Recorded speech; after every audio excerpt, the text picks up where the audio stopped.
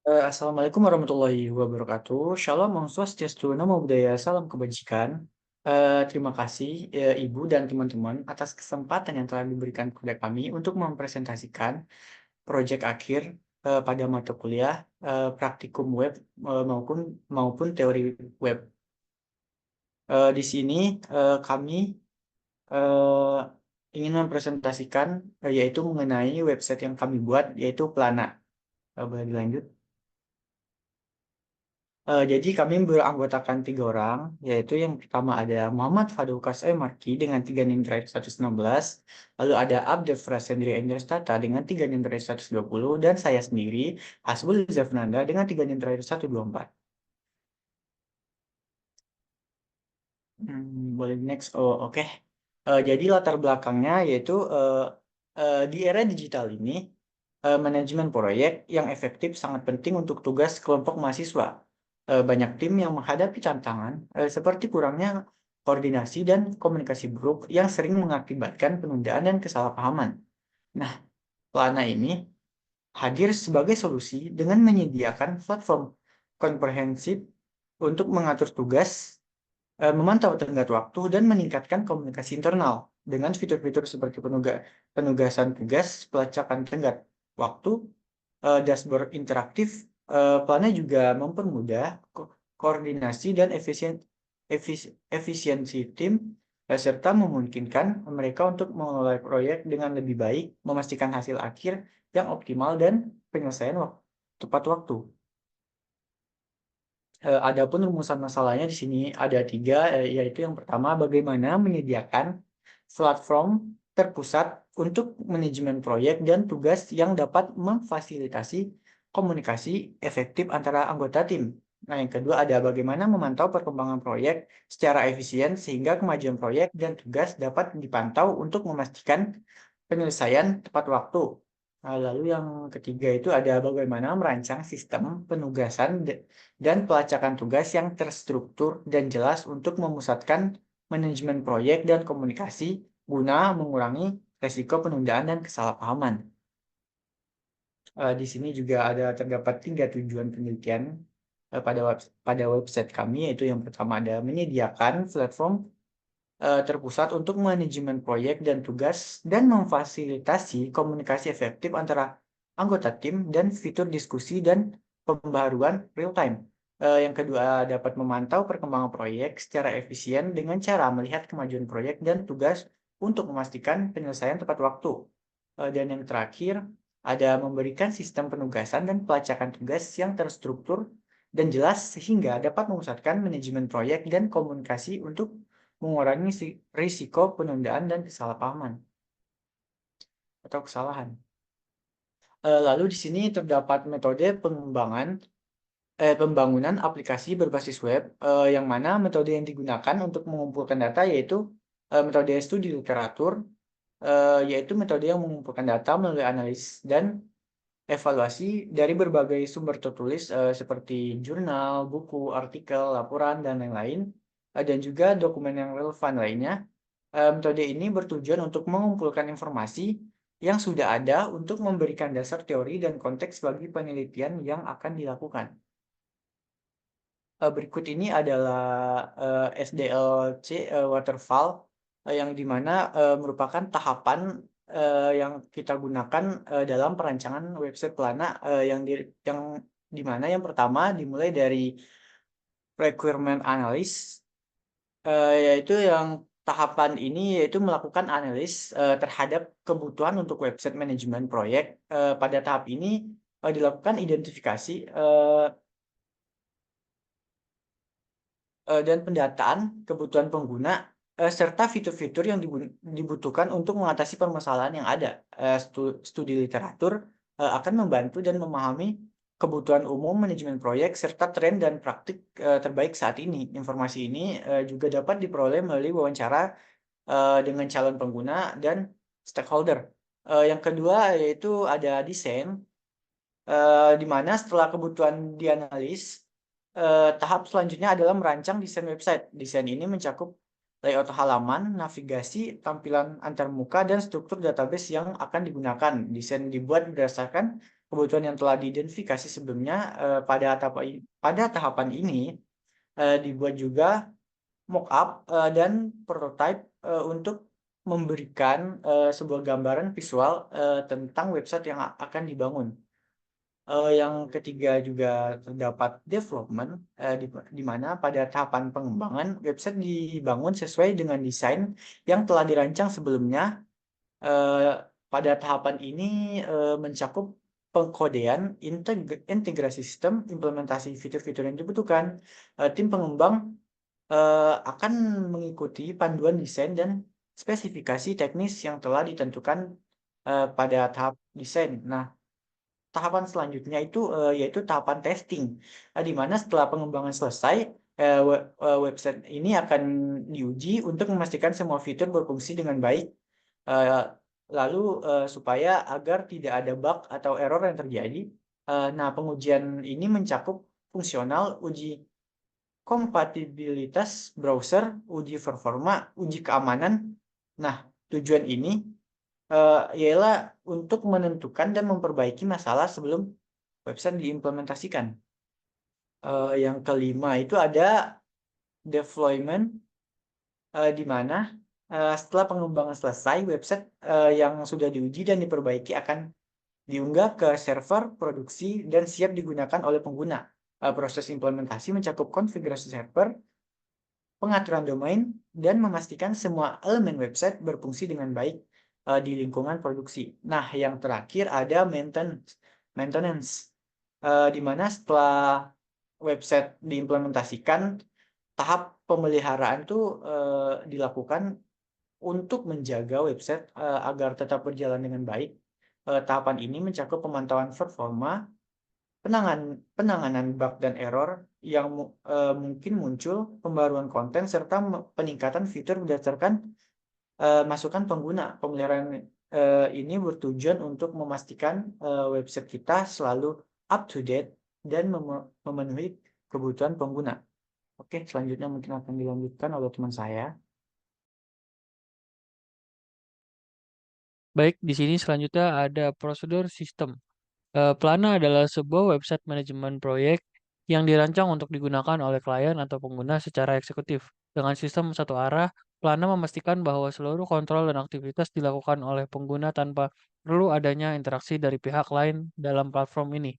Pengguna dapat membuat, mengelola, dan memonitor proyek mereka sendiri, serta berkolaborasi dengan tim secara efisien. Berikut adalah prosedur sistem yang ada di Plana.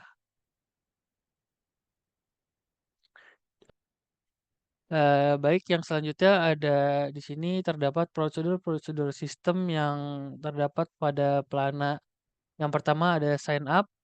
Pada tahapan ini, pengguna akan diberikan tampilan formulir yang berisi input untuk email, username, nama depan, nama belakang, dan kata sandi. Yang selanjutnya ada sign in.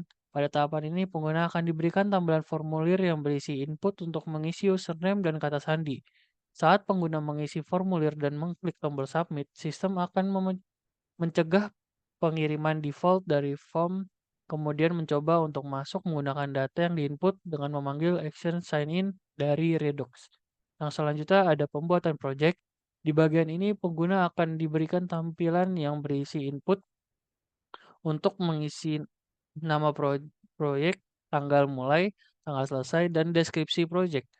Nah, selanjutnya ada penampilan detail project. Di bagian ini, pengguna akan diberikan tampilan papan proyek yang berisi deskripsi proyek, daftar tugas yang dibagi dalam 3 kategori, to do, yaitu to do, in progress, dan finish, serta daftar rekan tim yang terlibat. Selanjutnya ada penambahan teman. Pada tampilan people ini digunakan untuk menampilkan daftar pengguna yang dapat ditambahkan sebagai rekan tim. Selanjutnya ada penampilan daftar teman. Pada halaman teammates ini, pengguna melihat informasi mereka sendiri serta daftar rekan tim mereka. Saat halaman dimuat, sistem menggunakan Redux untuk mengambil informasi pengguna yang sedang masuk menggunakan API Beacon. Selanjutnya ada penambahan teks project. Pada tahapan ini, pengguna diberikan tampilan untuk menambahkan detail tugas. termasuk judul, deskripsi, status, dan tanggal jatuh tempo. Selanjutnya ada penampilan detail task project. Tampilan pada bagian ini menampilkan detail dari sebuah tugas yang dipilih, termasuk judul, status, tanggal jatuh tempo, pengguna yang ditugaskan, dan deskripsi tugas. Pengguna dapat menghapus tugas dengan mengklik ikon delete yang disediakan. Selanjutnya ada penambahan anggota project. Di bagian ini menampilkan daftar teman yang tersedia untuk ditambahkan ke dalam sebuah proyek berdasarkan pengguna yang sedang login dan ID proyek yang diberikan. Selanjutnya ada penampilan anggota proyek. Tampilan ini bertujuan untuk menampilkan daftar rekan tim dalam sebuah proyek berdasarkan ID proyek yang diberikan. Saat program di-render, sistem daftar pengguna yang terlibat dalam proyek tersebut. Jika permintaan berhasil, mendaftarkan pengguna ditampilkan dalam bentuk daftar kartu, dengan setiap kartu menampilkan nama lengkap pengguna. Selanjutnya ada pembagian task project ke anggota. Tampilan ini bertujuan untuk mengizinkan pengguna untuk mengubah atau menetapkan kembali rekan tim yang ditugaskan ke suatu tugas dalam proyek berdasarkan ID project yang diberikan. Selanjutnya ada pengubahan status task project. Di bagian ini tampilannya hanya memindahkan status tugas berdasarkan ID project yang diberikan.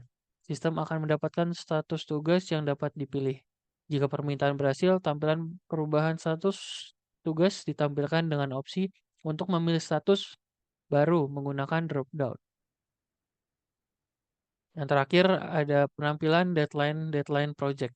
Di bagian penampilan daftar tanggal waktu tugas berdasarkan ID project yang diberikan, sistem akan mendapatkan daftar tugas yang mendekati tenggat waktu.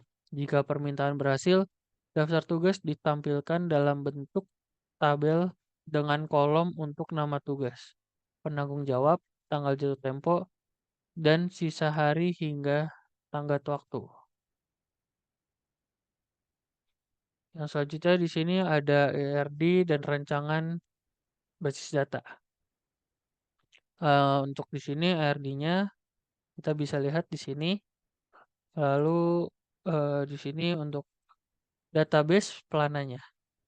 Pada gambar 2 dan 3 ini ERD dan ER-nya untuk website project management Plana mencakup beberapa tabel utama seperti di sini ada tabel user yang memiliki kolom user ID, username, email, password hash, first name, dan last name dengan indeks primary key pada user ID.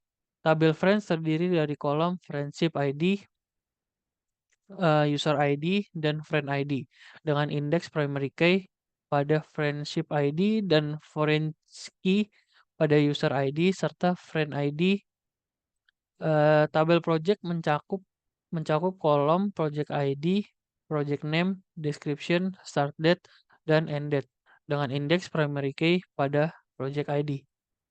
Selanjutnya ada tabel user project yang memiliki kolom user project ID, project ID, dan role dengan indeks primary key pada user project ID dan foreign key pada user ID serta project ID. Tabel task terdiri dari kolom.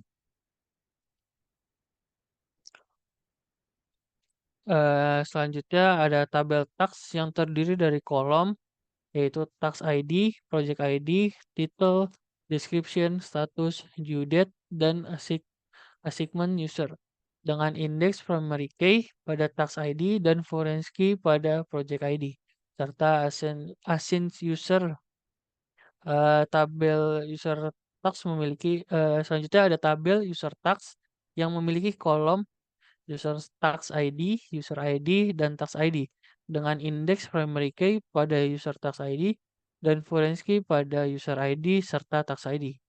Hubungan antara entitas dalam ER ini menunjukkan bahwa pengguna dapat memiliki banyak teman melalui tabel friend dan dapat terlibat dalam banyak proyek melalui tabel user project. Project dapat memiliki tugas yang dihubungkan melalui tabel task dan penggunaan dapat bertanggung jawab atau terkait dengan banyak tugas melalui tabel user task. Dalam keseluruhan desain, ERD dan ER untuk website project management Plana menunjukkan struktur yang komprehensif dalam mengelola pengguna proyek dan tugas, serta bagaimana elemen-elemen ini berinteraksi satu sama lain untuk mendukung manajemen proyek yang efisien. ER memberikan detail lebih lanjut dan mengklarifikasi hubungan antara entitas yang mendukung implementasi database yang lebih terstruktur dan terorganisir. Selanjutnya akan dilanjutkan oleh teman saya. Baik, selanjutnya akan membawakan tentang bahasa pemrograman dan framework yang digunakan untuk, membuat website Plana ini. Jadi, Plana menggunakan beberapa library dan framework yang ada di dunia JavaScript, tapi, untuk bahasa intinya kami menggunakan JavaScript. Untuk front end-nya kami menggunakan React.js, yang merupakan sebuah framework JavaScript yang populer untuk membangun antarmuka pengguna atau UI yang dinamis dan responsif. React.js ini memungkinkan, untuk kami membuat komponen-komponen UI yang dapat digunakan kembali sehingga mempercepat proses pengembangan dan meningkatkan konsistensi, desainnya. Lalu kita juga menggunakan React Redux, mohon maaf, React Redux untuk pengelolaan state aplikasi secara global, di mana React Redux ini, adalah pustaka pengelolaan state yang membantu mengelola state aplikasi secara terpusat. Lalu juga ada React Router untuk navigasi di aplikasinya, karena Plana menggunakan React Router ini yang menyediakan cara mudah untuk mengelola routing dan navigasi antara halaman atau komponen dalam aplikasi React tersebut. Lalu terakhir ada Axios untuk berkomunikasi dengan backend-nya. Jadi Axios adalah pustaka HTTP klien yang berbasis promise yang memudahkan pengiriman permintaan HTTP seperti GET, POST, PUT, dan DELETE dari front end ke backend. Lalu di backend-nya kami menggunakan Express.js, yang merupakan sebuah framework web aplikasi untuk Node.js yang menyediakan serangkaian fitur kuat untuk membangun aplikasi web dan API.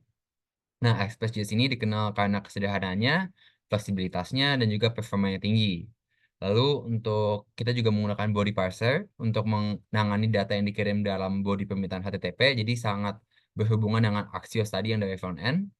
Di mana Plana, menggunakan body parser ini untuk memungkinkan parsing data JSON dan URL encoded. Lalu ada bcrypt yang digunakan untuk keamanan, lebih tepatnya pada bidang sign in dan sign up-nya, di mana, Plana menggunakan bcrypt ini untuk melakukan hashing yang kuat untuk mengenkripsi data, kata sandi sebelum disimpan ke database dan saat mengambil dari database juga. Lalu juga kita menggunakan CORS atau Cross Origin Resource Sharing, di mana digunakan untuk mengatasi masalah keamanan yang terkait dengan permintaan lintas asal atau cross origin request. Dan Plana menggunakan middleware CORS ini di bagian backend dan memungkinkan server untuk mengontrol domain mana yang dapat mengakses sumber daya tertentu, meningkatkan fleksibilitas dan keamanan dari aplikasi web Plana ini. Lalu untuk database-nya sendiri, kami menggunakan MySQL, untuk sistem manajemen basis datanya, karena MySQL dikenal untuk kesederhanaannya, kehandalannya, dan kinerjanya yang tinggi, dan kemampuannya untuk menangani volume data yang besar. Jadi MySQL kita kami gunakan untuk menyimpan sumber data yang terkait dengan pengguna, proyek-proyek, tugas atau tes, dan hubungan antara entitas-entitas lainnya. Lalu integrasi antara React.js di front end, Express.js di backend, dan MySQL sebagai basis data memungkinkan Plana untuk menjadi aplikasi manajemen proyek yang responsif dan cepat. Next. Oke, mungkin bisa saya kesimpulan dari pemaparan kami bertiga. Plana hadir sebagai solusi komprehensif untuk tantangan manajemen proyek tim mahasiswa dengan menyediakan platform yang memfasilitasi koordinasi, komunikasi, dan pemantauan perkembangan proyek secara efektif. Dengan mengintegrasikan teknologi modern seperti React.js untuk antarmuka front-end, Express.js untuk back-end, dan MySQL untuk manajemen basis data, Plana memastikan kemudahan penggunaan dan efisiensi dalam pelaksanaan tugas-tugas proyek. Melalui fitur-fitur seperti penugasan tugas kepada anggota proyek, pelacakan tenggat waktu, dan alat komunikasi internal, Plana meningkatkan transparansi dan kolaborasi tim, dan juga meminimalisir kesalahpahaman dan memastikan penyelesaian proyek tepat waktu dengan hasil yang optimal. Mungkin selanjutnya kami akan menunjukkan demo program yang kami akan tunjukkan melalui video berikut.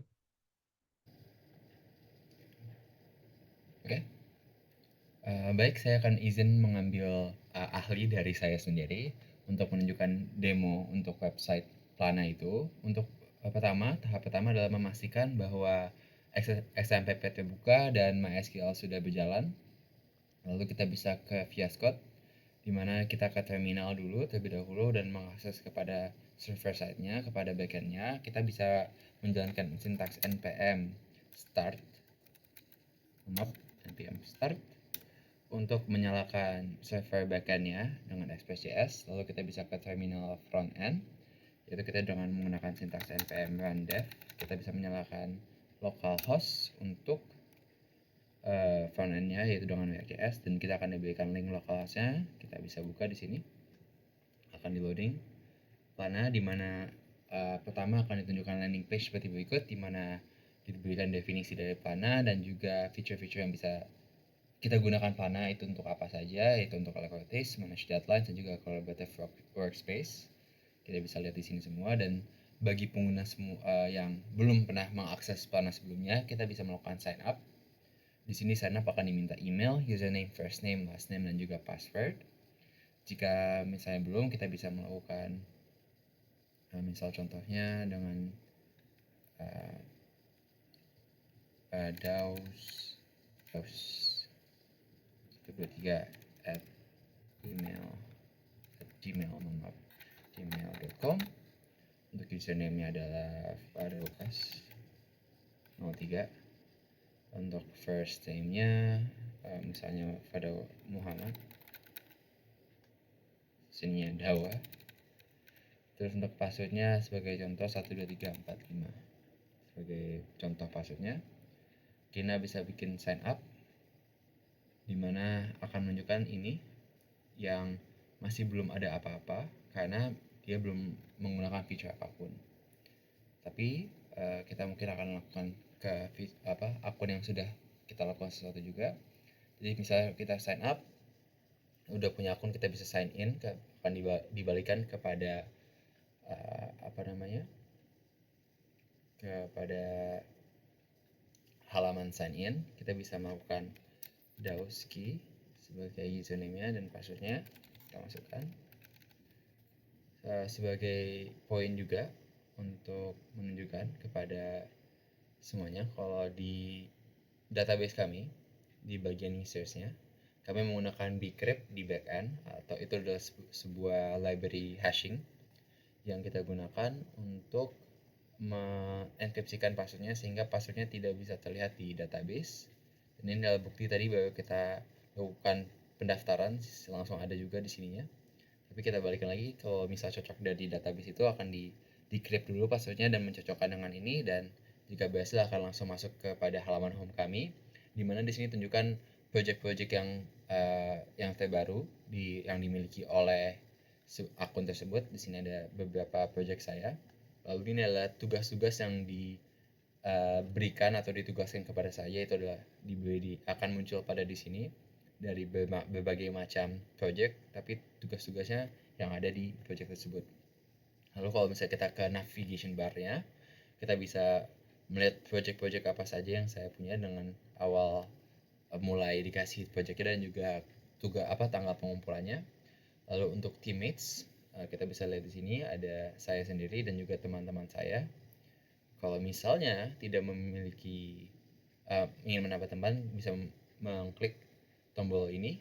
Di sini ada yang tadi akun saya yang baru saya buat, tentunya belum ada dibikin temannya. Dan kita bisa lihat di sini, kita kalau bisa add, langsung edit, kita bisa tutup. Kita bisa lihat kalau misalnya kita ke teammates, langsung sudah ada lagi, berarti sudah di advance dan sudah ke update juga kepada di localhost kami.